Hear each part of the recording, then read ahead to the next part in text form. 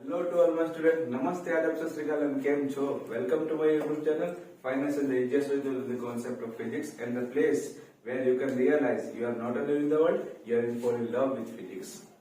So, आज हम देखने वाले हैं जैसे ये सबको पता है कि एनसीईआरटी के जो भी स्टूडेंट्स हैं उनकी प्रैक्टिकल एग्जाम आने वाली है। सो आज के बाद हम जितने वीडियोस को रिकॉर्ड करेंगे वो आपके प्रैक्टिकल्स के ऊपर होंगे। सो आज जो है वीडियो हम शूट करने वाले हैं वो है हमारा प्रैक्टिकल नंबर 18 जो कि है एनपीएन ट्रांजिस्टर के ऊपर। सो चलिए उसे देखते हैं कि एनपीएन ट्रांजिस्टर किस तरीके से सर्किट डायग्राम होता है, कैसा उसका ग्राफ होता है, ऑब्जर्वेशन किस तरीके से आपको लेना है, देन इंस्ट्रूमेंट के अंदर आपको किस तरीके से सर्किट जोड़नी है और किस तरीके से आपके ऑब्जर्वेशन होंगे उसे हम देखेंगे। तो चलिए देखते हैं। फर्स्ट ऑफ ऑल उसका एम देखते हैं कि एम है क्या। तो to study the characteristics of the common emitter, amplifier and PNP transistor and to find the value of current and voltage gain. So first of all मैं अगर NPN circuit की बात करूं तो इसके अंदर एनपीएन ट्रांजिस्टर के सर्किट के ऊपर ये पूरा सर्किट डायग्राम बनाया हुआ है जिसके अंदर आपको 3 टर्मिनल्स देखने को मिलते हैं, 3 तरीके के जंक्शन देखने को मिलते हैं जिसमें base junction, collector junction and emitter junction होते हैं। जिसमें आपको सबसे पहले क्या करना होता है कि एमिटर जंक्शन को बैटरी के दोनों नेगेटिव टर्मिनल से जोड़कर उसको कॉमन कर देना होता है, मीन्स ये कॉमन एमिटर हो जाएगा। देन आपको bias junction and collector junction को milliammeter and microammeter में जोड़कर रीडिंग्स को लेना होता है। तो ये था हमारा सर्किट डायग्राम। इसके अकॉर्डिंग आपको जो भी इंस्ट्रूमेंट है एनपीएल का उसके थ्रू आपको सर्किट देखने को मिल जाएगी। ऑब्जर्वेशन की बात कर रहे हैं तो ऑब्जर्वेशन टेबल यहाँ पर आपको दिया गया है, आप इसके स्क्रीनशॉट लेकर ये सारे रीडिंग्स आप लिख सकते हैं अपने जर्नल के अंदर। देन इसके अगर मैं ग्राफ की बात करूँ तो सबसे पहले इनपुट की अगर मैं बात करूँ तो इनपुट के अंदर आपको कुछ इस तरीके के कैरेक्टरिस्टिक्स देखने को मिलता है जिसमें जैसे जैसे आप वोल्टेज को इंक्रीज करते हो सो कुछ टाइम के लिए आपको देखने में मिलता है कि सपोज सबसे पहले आपको अगर इनपुट का करंट फाइंड करना है देन आपको क्या करना पड़ेगा, आउटपुट वोल्टेज के अंदर कुछ रीडिंग्स को सेट करनी पड़ेगी। जैसे यहाँ पर दिखाया गया कि जो वी आउटपुट है, जो मेरा वी आउटपुट है पूरा पोर्शन बेसिकली वो वीसी से डिनोट किया गया है। तो ये मेरा आउटपुट पोर्शन है। उस आउटपुट पोर्शन के अंदर आपको 2, 6, 4, 8 उन तरीके से आपको क्या करना है, रीडिंग्स को सेट करना है आउटपुट के लिए। देन इनपुट के ऊपर आपको वोल्टेज को इंक्रीज करते जाना है एंड जो भी करंट फ्लो होगा वो आपको लिखते जाना है। सो आप यहाँ पे देख पा रहे हैं कि 0.5 तक जो भी रीडिंग्स आ रही है वो 0 आ रही है। तो इस तरीके से आपको यहाँ पे समझ में भी आएगा कि ग्राफ के अंदर जो है वो मैं वोल्टेज को तो बढ़ाया जा रहा हूँ बट यहाँ पर जो मेरा करंट है वो फ्लो नहीं हो रहा है और सडनली 0.6 के बाद करंट फ्लो होना स्टार्ट होगा। तो फर्स्ट जो ग्राफ रहेगा वो आपका इस तरीके से कुछ दिखेगा जिसमें आप देख पा रहे हैं कि फर्स्ट जो 5 रीडिंग्स है उसके लिए 0 रीडिंग्स आपको मिल रही है और ग्राफ सडनली कॉन्स्टेंट दिखाई दे रहा है। देन जैसे ही 0.6 के ऊपर आपको रीडिंग मिलना स्टार्ट होती है तो ग्राफ जो है वो इंक्रीज होना स्टार्ट हो जाता है।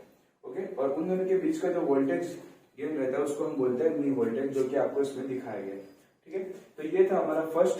सेकंड अगर मैं बात करूं आउटपुट वोल्टेज के लिए तो आउटपुट वोल्टेज के लिए सेम है जैसा हमने इनपुट वोल्टेज के अंदर करंट्स को फिक्स किया है। जब मैं आउटपुट वोल्टेज की बात करूंगा तो मैं इनपुट वोल्टेज को फिक्स करूंगा। तो यहाँ पर हम क्या करेंगे, इनपुट वोल्टेज को फिक्स करेंगे कुछ रीडिंग्स के लिए, देन उसके अकॉर्डिंग आपको वोल्टेज फाइंड करना है। और आप देख पाएंगे कि यहाँ पर अभी आपको 0 रीडिंग्स में मिलेगी। यहाँ पर जैसे जैसे आप वोल्टेज को बढ़ाएंगे वैसे वैसे करंट बढ़ते जाएगा बट सडनली आप जैसे एक वैल्यू आपकी फाइंड होगी उसके बाद वो पूरा वोल्टेज जो है वो ड्रॉप हो जाएगा, मीन्स वोल्टेज कांस्टेंट रहेगा। सो द कैरेक्टरिस्टिक ग्राफ और वी और आई का कुछ इस तरीके से मिलेगा कि यहाँ पर आपके रीडिंग्स जो है जैसे जैसे मैं वी बढ़ा रहा हूँ करंट बढ़ रहा है बट आप सडनली देखेंगे कि वोल्टेज जो है वो पूरा ड्रॉप हो जा रहा है, फॉल हो जा रहा है और आपको कांस्टेंट रीडिंग मिलेगी। सेम एज इसी तरीके से आपको रीडिंग्स देखनी है। तो ये पूरी जो कैरेक्टरिस्टिक थी ये एक वर्किंग था कि आपको किस तरीके से इसके ऊपर वर्क करना है प्रोजेक्ट में। अभी इसको हम समझते हैं इंस्ट्रूमेंट के थ्रू जो कि आपको नेक्स्ट पार्ट में देखने को मिलेगा। ओके, सो उसके अंदर मैंने सर्किट को किस तरीके से कनेक्शन दिखाना है, सर्किट की रीडिंग्स किस तरीके से लेनी है वो बताई गई है, तो आप उसे जरूर चेकआउट करें। चलिए तो स्टार्ट करते हैं आज एनपीएन ट्रांजिस्टर का सर्किट कैसे जोड़ना है वो। ठीक है, तो सबसे पहले आपको पता होना चाहिए कि एनपीएन जो ट्रांजिस्टर होता है उसमें 3 तरीके के जंक्शन होते हैं, एक एमिटर जंक्शन, दूसरा बायस जंक्शन और तीसरा कलेक्टर जंक्शन। तो एमिटर इसका सर्किट डायग्राम जो है वो आपको स्टार्टिंग में बताया जाएगा और स्टार्टिंग में उसमें से देख के आपको यहाँ से समझ लेना है। यहाँ पर हम सिर्फ कनेक्शंस कैसे होंगे उसे देखेंगे। तो सबसे पहले आपको क्या देखना है, सर्किट डायग्राम के अकॉर्डिंग एमिटर जंक्शन का जो एक टर्मिनल रहता है वो बैटरी के नेगेटिव पोटेंशियल के साथ जुड़ता है। देन एमिटर जंक्शन का सेम दूसरा टर्मिनल जो रहेगा वो बैटरी के आउटपुट बैटरी के नेगेटिव टर्मिनल के साथ जुड़ेगा, जिससे क्या होगा, एमिटर जंक्शन का शॉर्टेज हो जाएगा। दूसरा आप देखेंगे कि यहाँ पर बैटरी का आउटपुट जो टर्मिनल है उसका पॉजिटिव टर्मिनल फर्स्ट जो जाएगा वो वोल्ट मीटर के पॉजिटिव टर्मिनल से जाएगा। देन सेकेंड टर्मिनल जो रहेगा पॉजिटिव टर्मिनल बैटरी का वो माइक्रो एमीटर के पॉजिटिव टर्मिनल जाएगा। आपको समझ में आ रहा होगा क्या करना है। यहाँ पर आउटपुट जो बैटरी है उसका पॉजिटिव टर्मिनल वोल्ट मीटर के पॉजिटिव टर्मिनल से जोड़ना है। देन सेकेंड जो टर्मिनल रहेगा वो माइक्रो एमीटर के पॉजिटिव टर्मिनल से जोड़ना है। सेम एज आप करेंगे आउटपुट के लिए। यहाँ पर जो पॉजिटिव टर्मिनल रहेगा आउटपुट का वो मिली एमीटर के साथ में जुड़ेगा। देन सेकेंड जो टर्मिनल रहेगा पॉजिटिव का वो वोल्ट मीटर के साथ जुड़ेगा। अभी आप देख पा रहे हैं कि यहाँ पर दो टर्मिनल्स जो है वो नेगेटिव के बाकी है। तो हम क्या करेंगे, बैटरी का नेगेटिव टर्मिनल उसे वोल्ट मीटर के नेगेटिव टर्मिनल के साथ कनेक्ट कर देंगे। एज इट इज़ आप ये साइड में भी सेम करेंगे, बैटरी का नेगेटिव टर्मिनल वोल्ट मीटर के नेगेटिव टर्मिनल के साथ कनेक्ट कर देंगे। अभी आपको ध्यान ये रखना है कि जब आप इनपुट सर्किट की बात कर रहे हो, ये हमारी इनपुट सर्किट है और ये आउटपुट सर्किट है।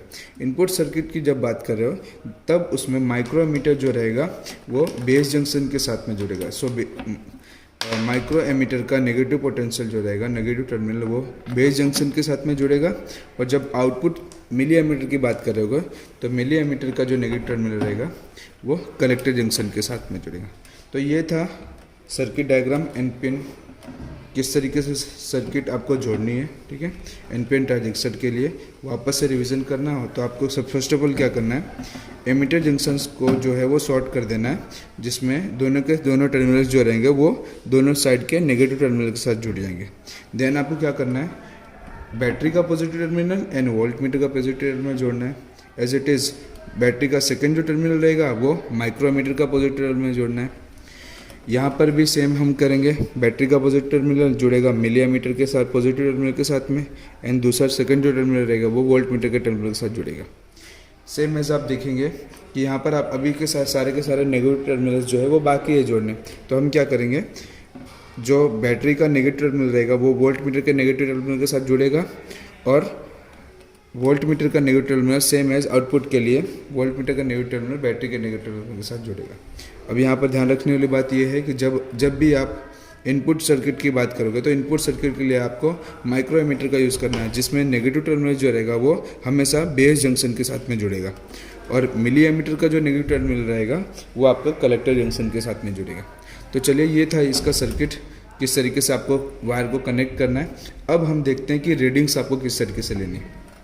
सो रीडिंग्स के लिए फर्स्ट ऑफ ऑल मैं इसकी सप्लाई को ऑन कर देता हूँ। अभी आपको जैसे मैंने इसको ऑन किया लाइट ऑन हो जाएगी। देन यहाँ पर सर्किट के अंदर करंट फ्लो होना स्टार्ट हो जाएगा।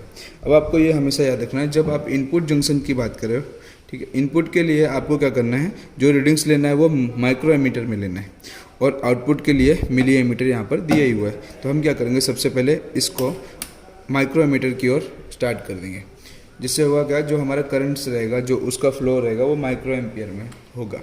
ओके, तो सबसे पहले हमको क्या करना है, यहाँ पर सेकंड जो हमारा आउटपुट है उसमें वोल्टेज को सेट करना है। वोल्टेज को सेट करेंगे जो कि आपको ऑब्जर्वेशन टेबल में दिख जाएगा कि आपको क्या करना है, अलग अलग वोल्टेज के लिए VCE की वैल्यू जो है वो फाइंड करनी है। तो हम सबसे पहले क्या करेंगे, इसको 2 वोल्ट के ऊपर सेट कर देंगे। 2 वोल्ट के ऊपर सेट करने के बाद में अब इस जंक्शन पे ये साइड पे इनपुट में वोल्ट मीटर और माइक्रो एमीटर पे जो रीडिंग्स आएंगी उसको नोट करना है। अभी फ्रेंड्स आप यहाँ पर देख सकते हो कि 0 to 0.2 तक के रीडिंग्स के बीच में मुझे 10 लाइन्स मिल रही है। मीन्स इसका मीनिंग ये होगा कि जो मेरी मेन जो होगी इन सभी के बीच में वो एक लाइन्स का 1 नंबर्स होगा। मीन्स यहाँ पर 5 लाइन्स जो होगी वो 0.1 के बराबर होगी। तो हमें क्या करना है, 0.1 के लिए रीडिंग्स को नोट करना है। 0.1 पर माइक्रो एम्पियर पर कोई रीडिंग्स नहीं आ रही, पावर का फ्लक्चुएशन जो हो रहा है वो नहीं हो रहा है। सो मेरे पास जो V का और I का जो ऑब्जर्वेशंस आएंगी वो V के लिए 0 0.1 रहेगी और आई के लिए 0 रहेगी। सेम हम एज क्या करेंगे, 0.2 के लिए करेंगे, कोई रीडिंग्स देखने नहीं मिल रही है, तो वापस से मेरा जो आई रहेगा करंट जो फाइंड होगा वो 0 फाइंड होगा। देन सेम एज 0.3 के लिए करना है, 0.3 करेंगे, वहाँ पर भी हमें कोई करंट नहीं मिल रहा है, देन वो भी 0 रहेगा। 0.4 के लिए कोई करंट नहीं मिल रहा है। देखो यहाँ पर आपको देखने वाली बात यह है कि 0.5 तक आप देखेंगे तो कोई भी करंट जो होगा वो फ्लो नहीं होगा। देन 0.5 के बाद में आपको रीडिंग्स मिलना स्टार्ट हो गई। यहाँ पर मैं 0.6 जैसे ही लेता हूँ वैसे ही माइक्रो एम्पियर पर जो है वो मुझे रीडिंग्स मिलना स्टार्ट हो जाती है। सो जिसमें माइक्रो एम्पियर पर रीडिंग्स मेरी आ रही है 25, क्योंकि नंबर्स जो है वन स्केल जो है वो मेरे 0.5 के बीच की है, जो जिसे लीस्ट काउंट बोलते हैं। लीस्ट काउंट आप इजीली फाइंड कर सकते हो। लीस्ट काउंट फाइंड करने के लिए जो 0 to 50 एक रेंज दी हुई है, उस रेंज के अंदर आपकी कितनी नंबर ऑफ लाइन्स है, आप उस नंबर ऑफ लाइन्स को क्या करेंगे, डिवाइड कर देंगे। देन आपको एक लाइन की वैल्यू फाइंड हो जाएगी। ओके, सो एक लाइन की वैल्यू आपकी जैसे ही फाइंड होती है, देन आपको क्या करना है, उस लाइन्स का जो भी वैल्यू होगा वहाँ पर आपको मिल जाएगी। यहाँ पर आप देख सकते हैं 0 to 50 है माइक्रो एम्पियर के लिए, और उनके लिए बीच में जो नंबर ऑफ लाइन्स है वो 10 है। तो 50 divide by 10 means one line की वैल्यू जो होगी वो मेरी 5 होगी। और यहाँ पर जो मेरी वैल्यू आ रही है वो कुछ 4 के ऊपर आ रही है, 1 2 3 एंड 4। सो मेरी जो आंसर होगी 0.6 के लिए वो होगा 20, क्योंकि यहाँ पर एक नंबर की जो वैल्यू है वो मेरी 5 है। ओके, एज इट इज़ हम क्या करेंगे, 0.7 के लिए करेंगे। 0.7 के लिए देखो करंट कुछ ज़्यादा ही फ्लो हो रहा है, जो कि हम देखने को मिल रहा है कि वो 50 ये देखो यहाँ पर पावर का फ्लक्चुएशन थोड़ा हो रहा है, जिसकी वजह से रीडिंग्स जो है वो अल्टरनेट होके मिल रही है। और यहाँ पर आपका जो रीडिंग्स आ रही है वो 110 आई। तो 0.7 के लिए जो आपकी वैल्यू आएगी वो 110 आएगी। एज इट इज़ आपको 0.8 के लिए लेना है, 0.9 के लिए लेना है एंड 1 के लिए लेना है। इस तरीके से आपको 10 रीडिंग्स लेनी है। तो ये थी हमारी 0.2 की रीडिंग्स जो कि यहाँ पर दिया गया। सेम एज आपको दूसरा एज इट इज़ प्रोसेस करनी है 0.4 वोल्टेज के लिए, देन 0.4 के लिए 4 वोल्टेज के लिए, और सेम एज आपको 6 वोल्ट एंड 8 वोल्ट के लिए करनी है। तो ये था आपका सर्किट का किस तरीके से आपको V और I की रीडिंग्स लेनी है। ये थी हमारी इनपुट सर्किट की रीडिंग। अब जब आप आउटपुट सर्किट की रीडिंग्स लेंगे, देन आपको क्या करना है, यहाँ से इस वोल्टेज को सेट करना है, इनपुट वोल्टेज को सेट करना है एंड आउटपुट वोल्टेज की रीडिंग्स आपको फाइंड करनी है। बस आपको याद ये रखना है कि जब आप इनपुट सर्किट की बात कर रहेंगे तो इनपुट सर्किट के लिए जो आपका ये टर्मिनल रहेगा उसे आपको माइक्रो एम्पियर के लिए ऊपर रखना है। देन जब आप आउटपुट सर्किट की बात करेंगे तब उसे आप क्या करेंगे, मिली एम्पियर के ऊपर सेट कर देंगे।